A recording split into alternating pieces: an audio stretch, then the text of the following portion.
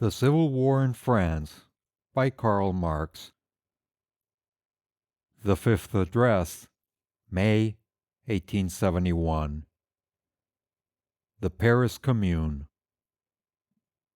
On the dawn of March 18th, Paris arose to the thunderburst of Vive la Commune. What is the Commune, that sphinx so tantalizing to the bourgeois mind? Quote, "The proletarians of Paris," said the Central Commune in its manifesto of March 18th, "amidst the failures and treasons of the ruling classes, have understood that the hour has struck for them to save the situation by taking into their own hands the direction of public affairs. They have understood that it is their imperious duty and their absolute right to render themselves masters of their own destinies by seizing upon the governmental power. But the working class cannot simply lay hold of the ready-made state machinery and wield it for its own purposes. The centralized state power, with its ubiquitous organs of standing army, police, bureaucracy, clergy, and judicature, organs wrought after the plan of a systemic and hierarchic division of labor, originates from the days of absolute monarchy, serving nascent middle-class society as a mighty weapon in its struggle against feudalism. Still, its development remained clogged by all manner of medieval rubbish, seigneurial rights, local privileges, municipal and guild monopolies, and provincial constitutions. The gigantic broom of the French Revolution of the 18th century swept away all these relics of bygone times, thus clearing simultaneously the social soil of its last hindrances to the superstructure of the modern state edifice raised under the First Empire, itself the offspring of the coalition wars of old semi-feudal Europe against modern France. During the subsequent regimes, the governments, placed under parliamentary control, that is, under the direct control of the propertied classes, became not only a hotbed of huge national debts and crushing taxes. With its irresistible allurements of place, pelf, and patronage, it became not only the bone of contention between the rival factions and adventurers of the ruling classes, but its political character changed simultaneously with the economic changes of society. At the same pace at which the progress of modern industry developed, widened, intensified the class antagonism between capital and labor, the state power assumed more and more the character of the national power of capital over labor, of a public force organized for social enslavement, of an engine of class despotism. After every revolution marking a progressive phase in the class struggle, the purely repressive character of the state power stands out in bolder and bolder relief. The Revolution of 1830, resulting in the transfer of government from the landlords to the capitalists, transferred it from the more remote to the more direct antagonists of the working men. The bourgeois republicans, who, in the name of the February Revolution, took the state power, used it for the June 1848 massacres, in order to convince the working class that, quote, social republic means the republic entrusting their social subjection, and in order to convince the royalist bulk of the bourgeois and landlord class that they might safely leave the cares and emoluments of the government to the bourgeois, quote, republicans. However, after their one heroic exploit of June, the bourgeois republicans had, from the front, to fall back to the rear of the, quote, party of order, a combination formed by all the rival fractions and factions of the appropriating classes.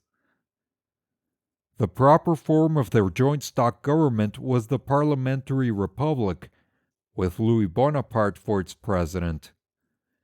Theirs was a regime of avowed class terrorism and deliberate insult towards the, quote, vile multitude. If the parliamentary republic, as Monsieur Thiers said, quote, divided them, parenthesis, the different fractions of the ruling class, least, it opened an abyss between that class and the whole body of society outside their spare ranks. The restraints by which their own divisions had under former regimes still checked the state power were removed by their union, and in view of the threatening upheaval of the proletariat, they now used that state power mercilessly and ostentatiously as the national war engine of capital against labor.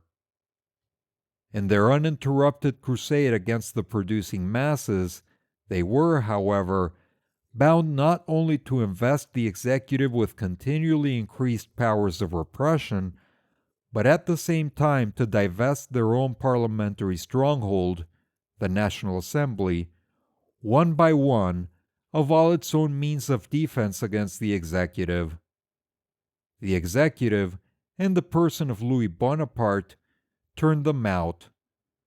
The natural offspring of the, quote, party of order republic was the Second Empire. The empire, with the coup d'etat for its birth certificate, universal suffrage for its sanction, and the sword for its scepter, professed to rest upon the peasantry, the large mass of producers not directly involved in the struggle of capital and labor. It professed to save the working class by breaking down parliamentarism, and with it, the undisguised subserviency of government to the propertied classes. It professed to save the propertied classes by upholding their economic supremacy over the working class. And finally, it professed to unite all classes by reviving for all the chimera of national glory. In reality, it was the only form of government possible at a time when the bourgeoisie had already lost, and the working class had not yet acquired, the faculty of ruling the nation. It was acclaimed throughout the world as the savior of society. Under its sway, bourgeois society, freed from political cares, attained a development unexpected even by itself.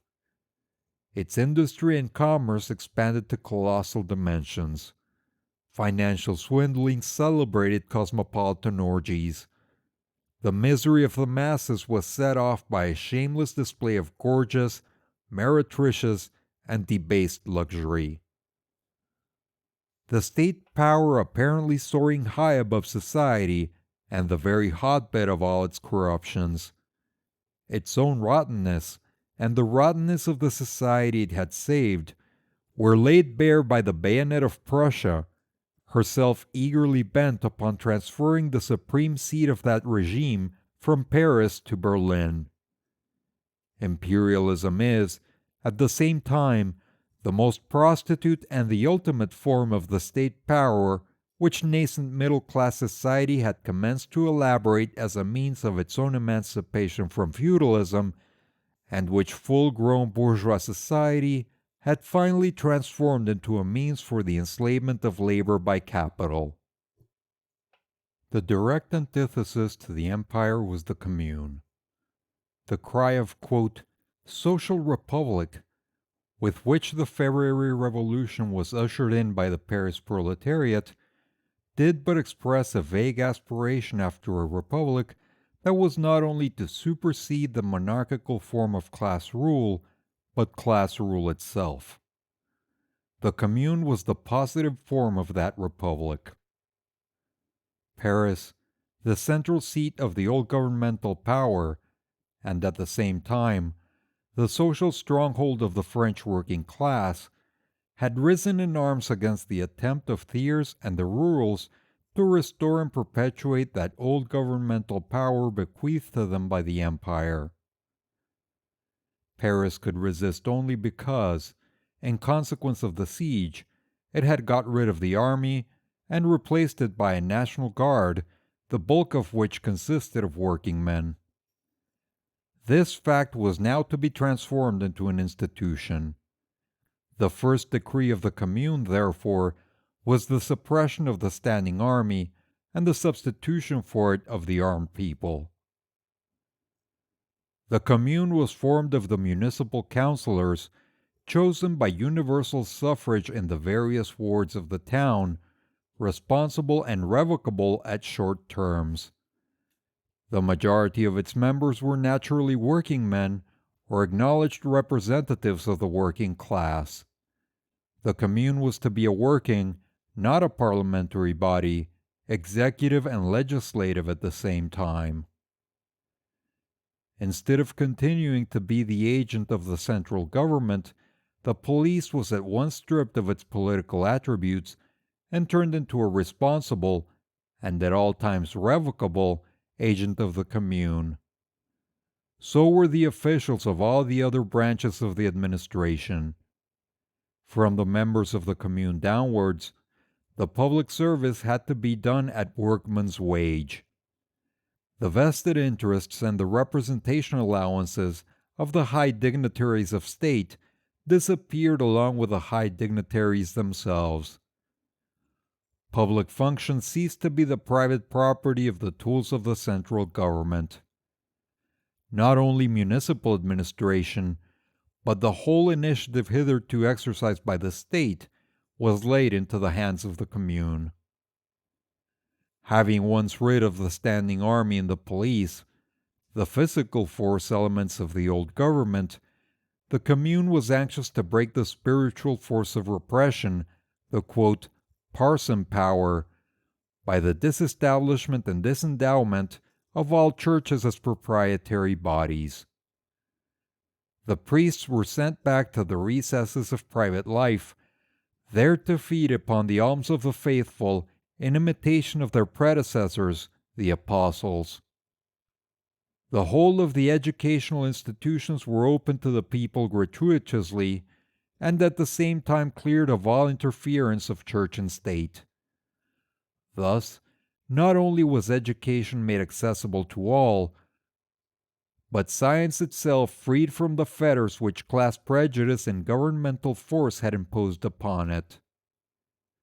The judicial functionaries were to be divested of that sham independence which had but served to mask their abject subserviency to all succeeding governments to which, in turn, they had taken and broken the oaths of allegiance. Like the rest of the public servants, magistrates and judges were to be elective, responsible, and revocable. The Paris Commune was, of course, to serve as a model to all the great industrial centers of France. The communal regime once established in Paris and the secondary centers, the old centralized government would in the provinces, too, have to give way to the self-government of the producers. In a rough sketch of national organization, which the Commune had no time to develop, it states clearly that the Commune was to be the political form of even the smallest county hamlet, and that in the rural districts the standing army was to be replaced by a national militia with an extremely short term of service. The rural communities of every district were to administer their common affairs by an assembly of delegates in the central town, and these district assemblies were again to send deputies to the national delegation in Paris, each delegate to be at any time revocable and bound by the mandat imperatif (formal instructions) of his constituents. The few but important functions which would still remain for a central government were not to be suppressed, as had been intentionally misstated, but were to be discharged by communal and thereafter responsible agents. The unity of the nation was not to be broken, but, on the contrary, to be organized by communal constitution, and to become a reality by the destruction of the state power which claimed to be the embodiment of that unity independent of, and superior to, the nation itself, from which it was but a parasitic excrescence. While the merely repressive organs of the old governmental power were to be amputated, its legitimate functions were to be wrested from an authority usurping the preeminence over society itself and restored to the responsible agents of society. Instead of deciding once in 3 or 6 years which member of the ruling class was to misrepresent the people in Parliament, universal suffrage was to serve the people, constituted in communes, as individual suffrage serves every other employer in the search for the workmen and managers in his business. And it is well known that companies, like individuals, in matters of real business generally know how to put the right man in the right place, and, if for once they make a mistake, to redress it promptly. On the other hand, nothing could be more foreign to the spirit of the Commune than to supersede universal suffrage by hierarchical investiture. It is generally the fate of completely new historical creations to be mistaken for the counterparts of older, and even defunct, forms of social life to which they may bear a certain likeness. Thus, this new commune, which breaks with the modern state power, has been mistaken for a reproduction of the medieval communes, which first preceded and afterward became the substratum of that very state power.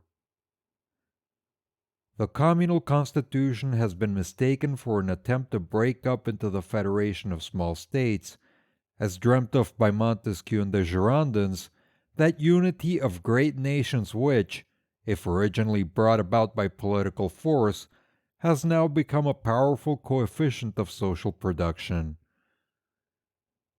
The antagonism of the commune against the state power has been mistaken for an exaggerated form of the ancient struggle against over-centralization. Peculiar historical circumstances may have prevented the classical development, as in France, of the bourgeois form of government, and may have allowed, as in England, to complete the great central state organs by corrupt vestries, jobbing councillors, and ferocious poor law guardians in the towns, and virtually hereditary magistrates in the counties. The communal constitution would have restored to the social body all the forces hitherto absorbed by the state parasite feeding upon, and clogging the free movement of, society. By this one act, it would have initiated the regeneration of France. The provincial French middle class saw in the Commune an attempt to restore the sway their order had held over the country under Louis Philippe, and which, under Louis Napoleon, was supplanted by the pretended rule of the country over the towns. In reality, the communal constitution brought the rural provinces under the intellectual lead of the central towns of their districts, and there secured to them, in their working men, the natural trustees of their interests. The very existence of the commune involved, as a matter of course, local municipal liberty, but no longer as a check upon the now superseded state power. It could only enter into the head of a Bismarck, who, when not engaged on his intrigues of blood and iron, always liked to resume his old trade, so befitting his mental caliber, of contributor to the Kladderadatsch, the Berlin Punch. It could only enter into such a head to ascribe to the Paris Commune aspirations after the caricature of the old French municipal organization of 1791, the Prussian municipal constitution, which degrades the town governments to mere secondary wheels in the police machinery of the Prussian state. The Commune made that catchword of bourgeois revolutions, cheap government, a reality by destroying the two greatest sources of expenditure, the standing army and state functionarism.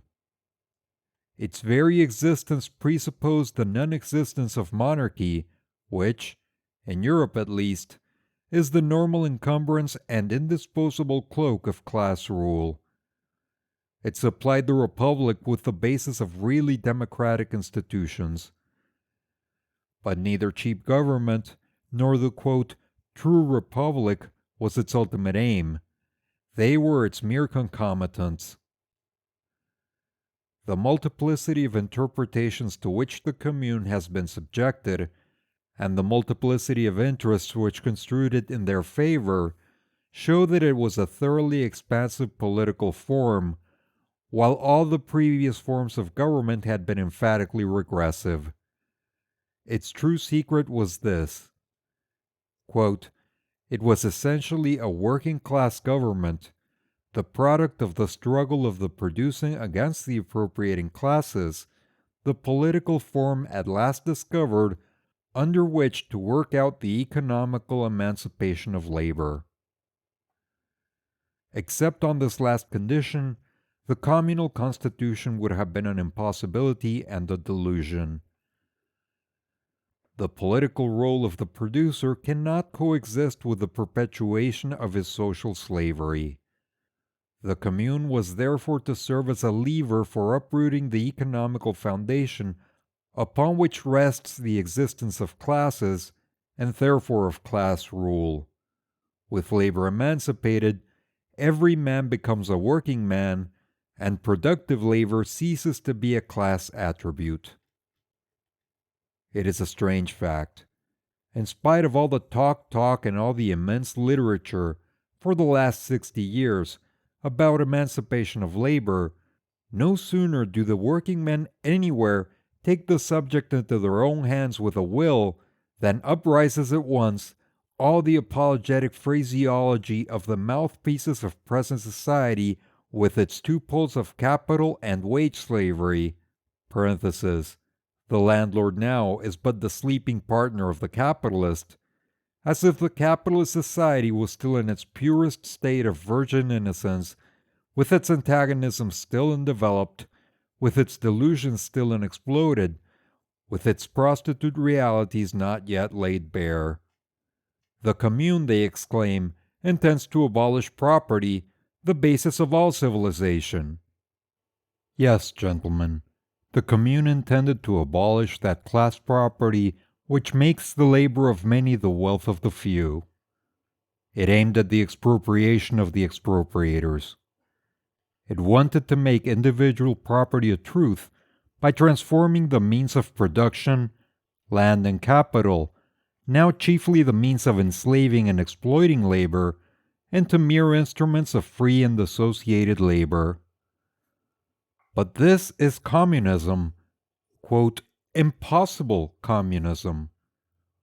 Why, those members of the ruling classes who are intelligent enough to perceive the impossibility of continuing the present system, and there are many, have become the obtrusive and full-mouthed apostles of cooperative production.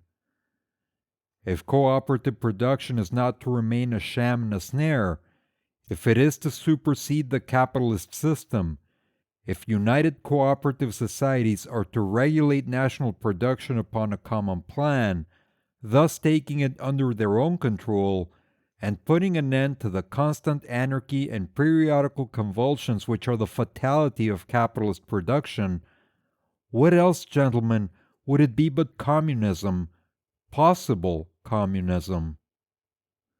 The working class did not expect miracles from the Commune. They have no ready-made utopias to introduce par le décret du people. They know that in order to work out their own emancipation, and along with it that higher form to which present society is irresistibly tending by its own economical agencies, they will have to pass through long struggles, through a series of historic processes, transforming circumstances and men.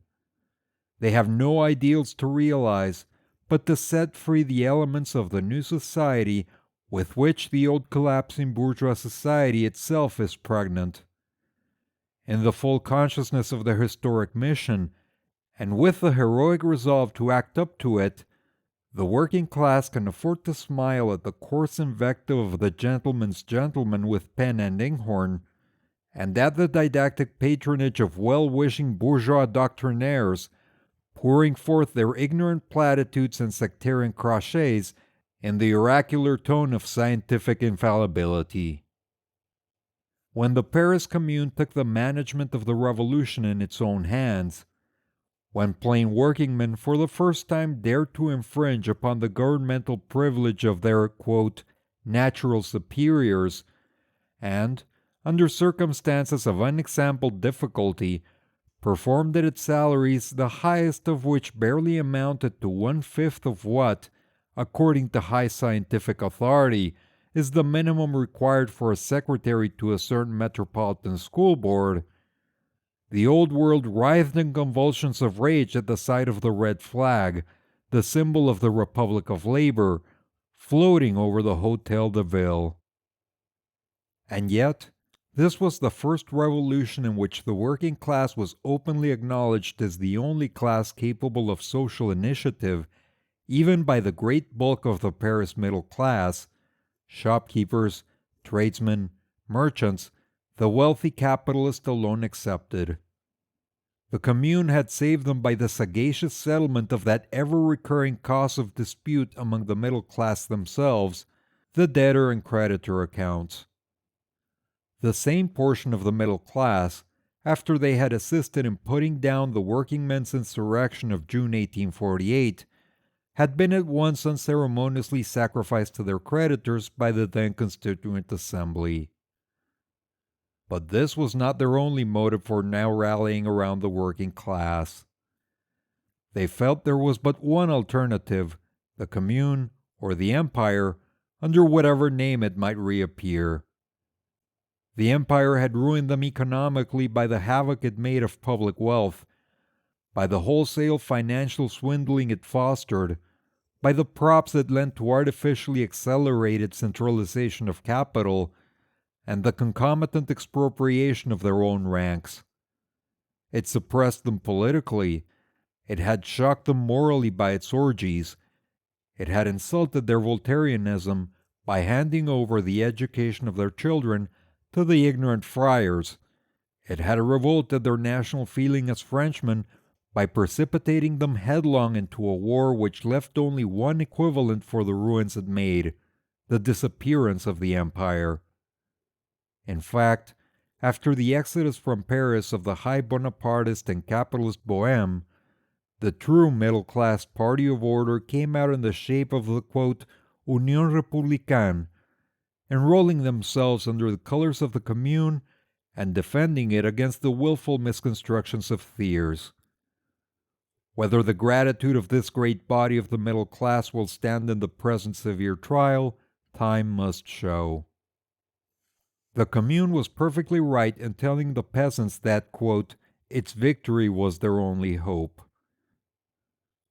Of all the lies hatched at Versailles and re-echoed by the glorious European penny a liner, one of the most tremendous was that the rurals represented the French peasantry. Think only of the love of the French peasant for the men to whom, after 1815, he had to pay the milliard indemnity. In the eyes of the French peasant, the very existence of a great landed proprietor is in itself an encroachment on his conquests of 1789.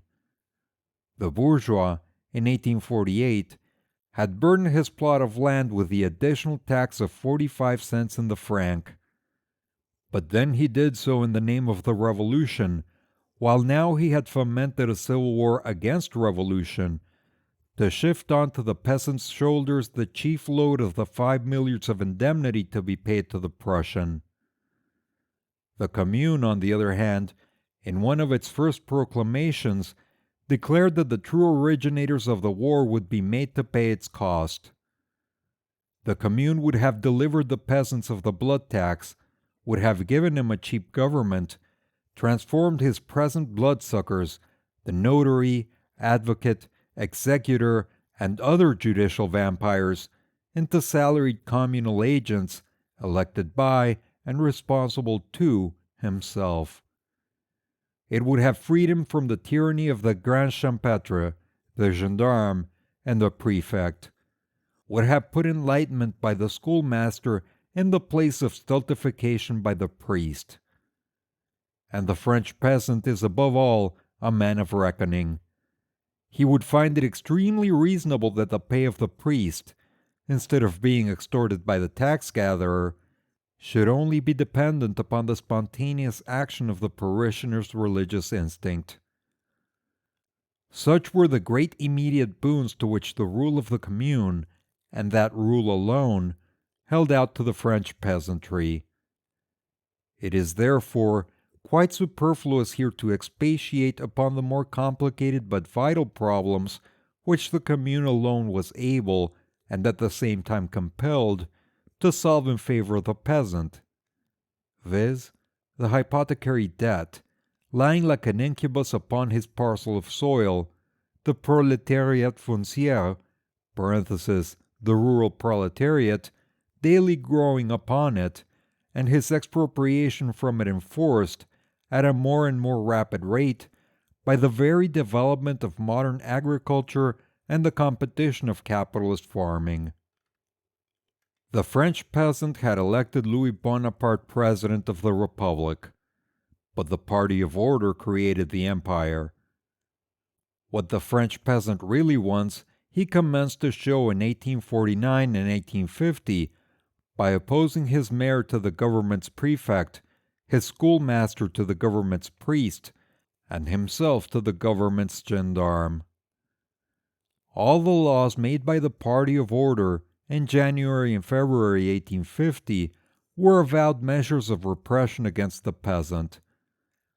The peasant was a Bonapartist because the Great Revolution, with all its benefits to him, was, in his eyes, personified in Napoleon. This delusion, rapidly breaking down under the Second Empire, and in its very nature hostile to the rurals, this prejudice of the past, how could it have withstood the appeal of the Commune to the living interests and urging wants of the peasantry? The rurals, this was in fact their chief apprehension, knew that 3 months' free communication of communal Paris with the provinces would bring about a general rising of the peasants, and hence their anxiety to establish a police blockade around Paris, so as to stop the spread of the rinderpest. If the Commune was thus the true representative of all the healthy elements of French society, and therefore the truly national government, it was, at the same time, as a working men's government, as the bold champion of the emancipation of labor, emphatically international. Within sight of that Prussian army, they had annexed to Germany 2 French provinces. The Commune annexed to France the working people all over the world. The Second Empire had been the jubilee of cosmopolitan blacklegism, the rakes of all countries rushing in at its call for a share in its orgies and in the plunder of the French people. Even at this moment, the right hand of Thiers is Ganesco, the Falvolakian, and his left hand is Markovsky, the Russian spy. The Commune admitted all foreigners to the honor of dying for an immortal cause, but the foreign war lost by their treason, and the civil war fomented by their conspiracy with the foreign invader, the bourgeoisie had found time to display their patriotism by organizing police hunts upon the Germans in France.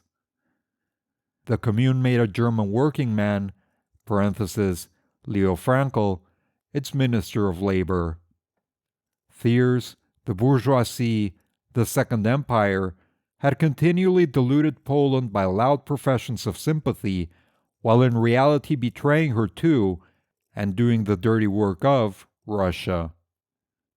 The Commune honored the heroic sons of Poland, J. Dabrowski and W. Woroblensky, by placing them at the head of the defenders of Paris. And, to broadly mark the new era of history it was conscious of initiating, under the eyes of the conquering Prussians on one side and the Bonapartist army, led by Bonapartist generals, on the other, the Commune pulled down that colossal symbol of martial glory, the Vendôme column. The great social measure of the Commune was its own working existence. Its special measures could but betoken the tendency of a government of the people, by the people. Such were the abolition of the night work of journeyman bakers, the prohibition, under penalty, of the employer's practice to reduce wages by levying upon their workpeople fines under manifold pretexts, a process in which the employer combines in his own person the parts of legislator, judge, and executor, and filches the money to boot. Another measure of this class was the surrender to associations of workmen, under reserve of compensation, of all closed workshops and factories, no matter whether the respective capitalists had absconded or preferred to strike work. The financial measures of the Commune, remarkable for their sagacity and moderation, could only be such as were compatible with the state of a besieged town. Considering the colossal robberies committed upon the city of Paris by the great financial companies and contractors under the protection of Haussmann, the Commune would have had an incomparably better title to confiscate their property than Louis Napoleon had against the Orleans family.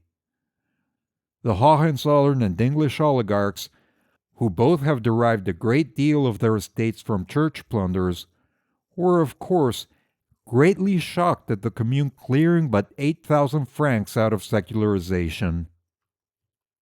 While the Versailles government, as soon as it had recovered some spirit and strength, used the most violent means against the Commune. While it put down the free expression of opinion all over France, even to the forbidding of meetings of delegates from the large towns, while it subjected Versailles and the rest of France to an espionage far surpassing that of the Second Empire, while it burned by its gendarme inquisitors all papers printed at Paris, and sifted all correspondence from and to Paris, while in the National Assembly the most timid attempts to put in a word for Paris were howled down in a manner unknown even to the Chambon Trouble of 1816, with the savage warfare of Versailles outside, and its attempts at corruption and conspiracy inside Paris, would the Commune not have shamefully betrayed its trust by affecting to keep all the decencies and appearances of liberalism as in a time of profound peace? Had the government of the Commune been akin to that of Monsieur Thiers, there would have been no more occasion to suppress the party of order papers at Paris than there were to suppress communal papers at Versailles. It was irritating indeed to the rurals that at the very same time they declared the return to the Church to be the only means of salvation for France, the infidel Commune unearthed the particular mysteries of a Pipka's nunnery and the Church of Saint Laurent. It was a satire upon Monsieur Thiers that, while he showered grand crosses upon the Bonapartist generals in acknowledgment of their mastery in losing battles, signing capitulations, and turning cigarettes at Wilhelmshohe, the Commune dismissed and arrested its generals whenever they were suspected of neglecting their duties. The expulsion from, and arrest by, the Commune of one of its members, Blanchet, who had slipped in under a false name, and had undergone at Lyons 6 days' imprisonment for simple bankruptcy, was it not a deliberate insult hurled at the forger, Jules Favre, then still foreign minister of France, still selling France to Bismarck, and still dictating his orders to that paragon government of Belgium? But indeed the Commune did not pretend to infallibility, the invariable attribute of all governments of the old stamp. It published its doings and sayings. It initiated the public into all its shortcomings. In every revolution there intrude, at the sight of its true agents, men of a different stamp, some of them survivors and devotees to past revolutions, without insight into the present movement, but preserving popular influence by their known honesty and courage, or by the sheer force of tradition. Others mere brawlers who, by dint of repeating year after year the same set of stereotyped declarations against the government of the day, have sneaked into the reputation of revolutionists of the first water. After March 18th, Some such men did also turn up, and in some cases contrived to play preeminent parts. As far as their power went, they hampered the real action of the working class, exactly as men of that sort have hampered the full development of every previous revolution. They are an unavoidable evil. With time they are shaken off, but time was not allowed to the Commune. Wonderful, indeed, was the change the Commune had wrought in Paris. No longer any trace of the meretricious Paris of the Second Empire. No longer was Paris the rendezvous of British landlords, Irish absentees, American ex-slaveholders and shoddy men, Russian ex-serf owners, and Wallachian boyards. No more corpses at the morgue, no nocturnal burglaries, scarcely any robberies. In fact, for the first time since the days of February 1848, the streets of Paris were safe, and that without any police of any kind. Quote, "We," said a member of the Commune, "hear no longer of assassination, theft, and personal assault. It seems indeed as if the police had dragged along with it to Versailles all its conservative friends." The cocottes had refound the scent of their protectors, the absconding men of family, religion, and above all, of property. In their stead, the real women of Paris showed again at the surface, heroic, noble, and devoted, like the women of antiquity. Working, thinking, fighting, bleeding Paris, almost forgetful, in its incubation of a new society, of the cannibals at its gates, radiant in the enthusiasm of its historic initiative. Opposed to this new world at Paris, behold the old world at Versailles, that assembly of the ghouls of all defunct regimes, legitimists and Orleanists, eager to feed upon the carcass of the nation, with a tale of antediluvian republicans sanctioning by their presence in the assembly the slaveholders' rebellion, relying for the maintenance of their parliamentary republic upon the vanity of the senile mountebank at its head, and caricaturing 1789 by holding their ghastly meetings in the Jeu de Paume. There it was, this assembly, the representative of everything dead in France, propped up to the semblance of life by nothing but the swords of the generals of Louis Bonaparte. Paris all truth, Versailles all lie, and that lie vented through the mouth of Thiers. Thiers tells the deputation of the mayors at Saint-Net-Oeil, quote, "You may rely upon my word, which I have never broken."